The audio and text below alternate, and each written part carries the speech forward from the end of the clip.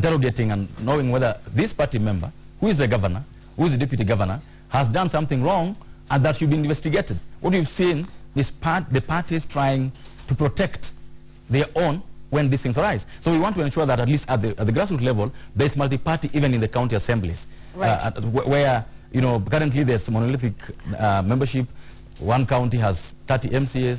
All of them are, say, Jubilee. You don't see multipartyism, and that's why you've not seen so much happening in the county government. All right. We want to get into our discussion on the third force, and your party is trying to create a new force, if you like, in the politics in the Nyanza region. But first, let's take a look at what happened yesterday. He's a candidate that you may or may not remember fondly, at least, Abduba Dida, who ran and caused quite a bit of just an excitement, if you like, around his candidacy. He caught the country's attention with his wit in the 2013 presidential race, and now he is back in the presidential race yet again. Dida, who has chosen lawyer George Luchiri Wajakoya as his running mate, says if elected, he will ruthlessly tackle graft as well as equity in the remuneration of public officials. Let's take a look at his launch yesterday.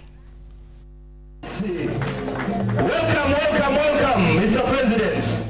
The setting was cozy, the crowd small, when Mohamed Abduba Dida announced that he was back in the running for the presidency. This time, his Alliance for Real Change Party, ARC, joining forces with the Roots Party of Kenya to form the Tunza Coalition. This the vehicle he hopes will propel him, together with his running mate, RPK leader Professor George Luchiri Wajakoya, to the very top. We need room in this country for people like me and Dida, a Chokora boy and a Hats boy. A Chokora boy and a Hats boy to come in and show the way. Dida, however, quick to add that though the coalition would field one presidential candidate, the two parties would carry out party primaries separately.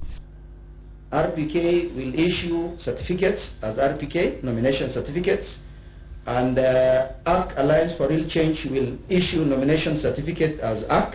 We don't have a nomination certificate called Tunza. The certificates will come from the respective parties. But we partner to give the country an alternative leadership. The former teacher rose to fame in 2013 when he ran for president. Dida surprised Kenyans with his wit and perspective on social and political issues. If you want to be saved from corrupt leaders, you adopt preventive medicine. Principle number one, eat when you feel the pangs of hunger. Number two, when you feel the pangs of hunger, don't fill your belly with food.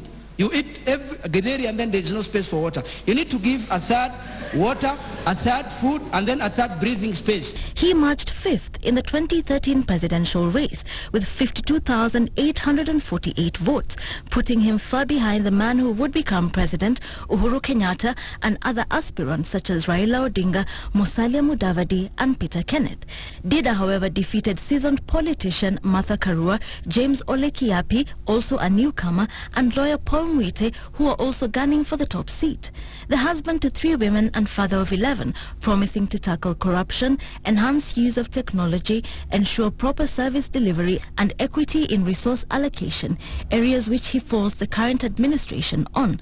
Following his loss in 2013, Dida was the subject of controversy after he was appointed chair of the Constituency Development Fund, an appointment which was revoked on the grounds that it was unprocedural.